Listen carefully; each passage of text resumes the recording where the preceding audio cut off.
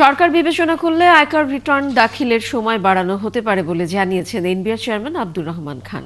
রোববার এক অনুষ্ঠানে তিনি আরও জানান, এ পর্যন্ত ২৬ লাখ করদাতা অনলাইনে আয়কর রিটার্ন দাখিল করেছেন।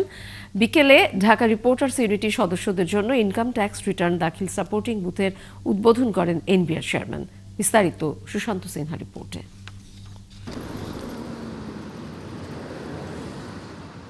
এবার অনলাইনে আয়কর রিটার্ন দাখিল বাধ্যতামূলক করেছে জাতীয় রাজস্ব বোর্ড। এ পর্যন্ত ২১ ডিসেম্বর পর্যন্ত ২২ লাখ করদাতা অনলাইনে রেজিস্ট্রেশন করেছেন রিটার্ন দাখিলের জন্য।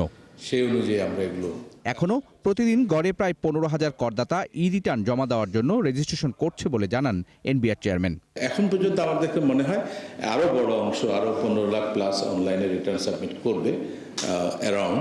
না, সময় বাড়ানোর ব্যাপারটা এখনই বলা যাবে না, আমরা এটা বুঝে নিব রাষ্ট্রীয় সিদ্ধান্ত। যেহেতু প্রথমবারের মতো আমরা অনলাইনটাকে কম্পালসারি করেছি, এটা বিশেষ করে অ্যাডভোকেটদেরকেও, যারা ট্যাক্স প্র্যাকটিশনার, তাদেরকেও আমরা এই সুযোগ দিয়েছি। তাদের সব ক্লায়েন্টের রিটার্ন তারা অনলাইনে দিতে পারবে। ফলে সবারই একটা প্রিপারেশনের ব্যাপার আছে, চলছে।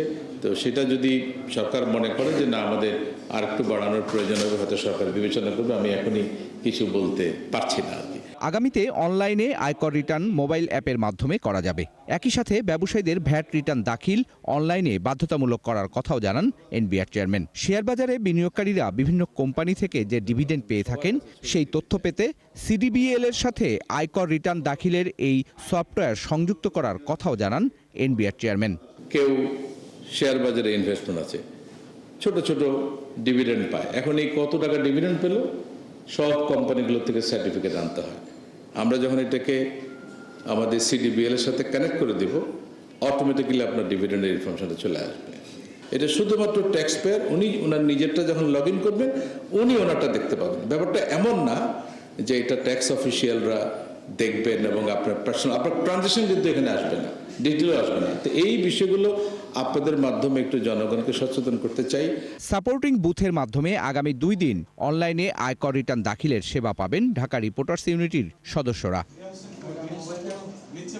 সুশান্ত সিনহা, ৭১, ঢাকা।